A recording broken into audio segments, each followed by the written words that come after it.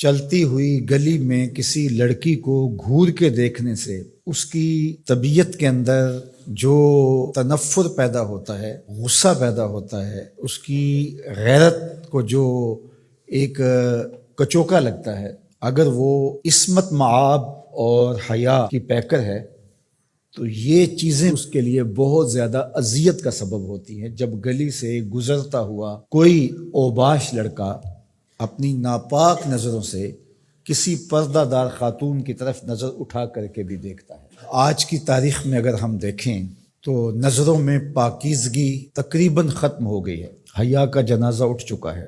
نوجواناں چوں زنا مشغول تن، از حیا بیگانہ پیرانے کہن۔ اقبال نے کہا تھا کہ جوان تو جوان رہے، بوڑھوں کی نظروں سے بھی حیا اٹھ گیا ہے۔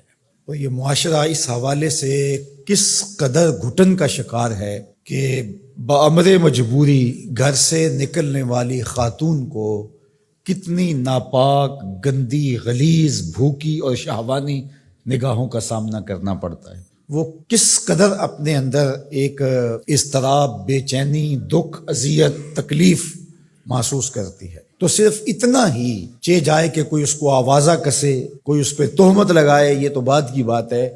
صرف نامناسب نظر ہی عورت کو توڑ کے رکھ دیتی ہے۔ عورت ایک نازک شیشے کی طرح ہوتی ہے۔ اللہ کے محبوب علیہ السلام تشریف لے جا رہے تھے ایک سفر پہ، اور خواتین بھی ساتھ تھیں۔ تو جو اونٹوں کو ہانک رہا تھا اس کا نام تھا انجشا رضی اللہ تعالیٰ عنہ۔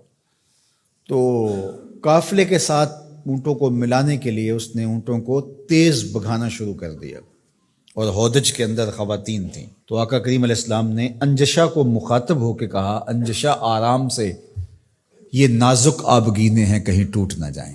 تو عورتیں نازک آبگینے ہوتی ہیں، ان کے دل چڑیوں کی طرح ہوتے ہیں، اور اللہ نے ان کو حیا کا جو ایک نور عطا کیا ہے، تو یہ ایسی پھول کی پتیاں ہیں جو شبنم کا بوجھ بھی گوارا نہیں کر پاتی، لیکن غلیظ، مکروہ اور گندی نگاہوں کا جب شکار ہوتی ہیں، حیادار لڑکی پر تو اٹھنے والی نظر بوجھ ہے، اور وہی اس کے اندر کو توڑ کے رکھ دیتی ہے، اور کوئی آوازہ کسے۔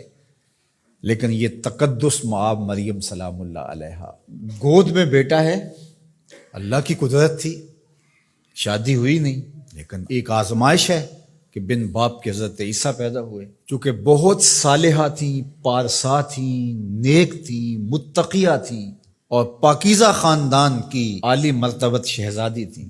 تو جو اوباش قسم کے لوگ ہوتے ہیں انہیں تو موقع چاہیے ہوتا ہے، تو وہ گرد گھیرا ڈال کے ذرا تصور جمائیے کیا مشکل صورتحال ہوگی حضرت سیدہ مریم سلام اللہ علیہا پر، اور پھر اوپر سے تانے، یا اخت ہارون ما کان ابوک امرأ سوء، اے ہارون کی بہن، تمہارا باپ بھی برا نہیں تھا، تمہاری ماں بھی بری نہیں تھی، یہ کیا چاند چڑھایا۔ اب اس مشکل موقع میں حضرت مریم کیا کرتی؟ فاشارت الیہ، حضرت عیسیٰ جو پالنے میں تھے، آغوش میں تھے، پنگھوڑے میں تھے، ان کی طرف اشارہ کیا۔ مجھے پوچھتے ہو کہ بن باپ کے بچہ کہاں سے آ گیا، اس بچے سے ہی پوچھ لو بن باپ کے کیسے آ گئے ہو۔ اللہ اکبر۔ تو یہاں یہ بھی سمجھ آئی، اوکھا ویلا بن جائے تو پیغمبروں کی طرف اشارے کیے جاتے ہیں۔ دعا کرو اوکھے ویلے گنبد خضرا کی طرف دیکھنا اللہ نصیب کرے۔ غم ہستی سے رہا ہونے کا چارہ مانگو، مانگنے والو گنبد خضرا کا سہارا مانگو۔ اور کیا کسی نے کہا تھا، مرنے کی طرف دیکھ نہ جینے کی طرف دیکھ، جب چوٹ پڑے دل پہ مدینے کی طرف دیکھ۔ فاشارت الیہ، اشارہ کیا۔ تو پالنے میں تھے حضرت عیسیٰ علیہ السلام، انہوں نے اپنے اوپر جو کمبل اوڑا ہوا تھا اس کو ہٹایا، اپنا مبارک ننھا سا معصوم سا ہاتھ اپنے یوں زانوں پہ رکھا، اور ان کافروں کی، یہودیوں کی آنکھوں میں آنکھیں ڈال کر اللہ کے پیغمبر نے خطاب کیا کہ پوچھتے ہو کہ یہ بچہ کہاں سے آیا، سن لو، انی عبد اللہ آتانی الکتاب وجعلنی نبیا، میں اللہ کا بندہ ہوں، اللہ نے مجھے کتاب بھی دی ہے، نبی بھی بنایا ہے۔